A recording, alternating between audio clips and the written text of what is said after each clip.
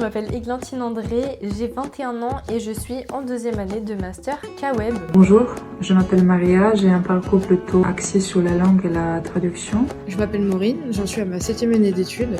Je m'appelle Aïn Saï, je suis étudiant en EAD Master de K-Web. Je m'appelle Manon, j'ai 23 ans et actuellement je suis en seconde année de master sur le parcours en enseignement à distance.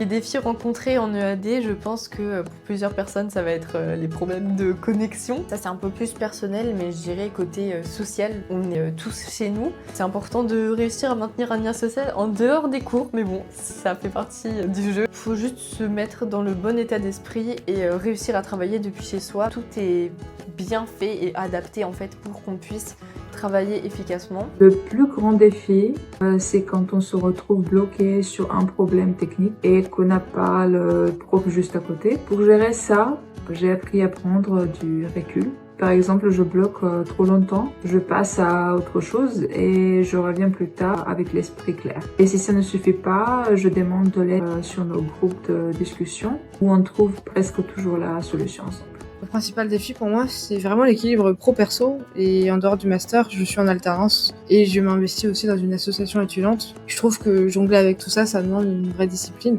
Perso, ma stratégie à moi, c'est de prioriser. Donc mettre de côté une partie des contenus facultatifs pour me concentrer sur l'essentiel en me disant que je pourrais y revenir plus tard de toute façon. C'est pas parfait, mais au moins ça me permet de tenir sans m'épuiser. L'outil principal en EAD Master de K-Web, c'est plutôt la charge entre cours, alternance et gestion du site web du master. Ça peut être un peu chargé sur certaines semaines, mais avec une bonne gestion du temps, tout le monde peut le surmonter. Je pense que le défi majeur que je rencontre, ça va vraiment être la coordination avec les autres personnes. Étant donné qu'on est à distance, c'est pas forcément toujours évident d'avoir des retours, on va dire rapides. C'est pas forcément évident d'avancer justement en groupe alors qu'on est tous dispatchés aux quatre coins de la France. Je dirais que c'est vraiment cette difficulté à surmonter, mais en général toutes les personnes qui sont dans le master, elles sont extrêmement bienveillantes. Les professionnels qui nous accompagnent, ils sont là aussi pour nous écouter et nous aider s'il y a besoin.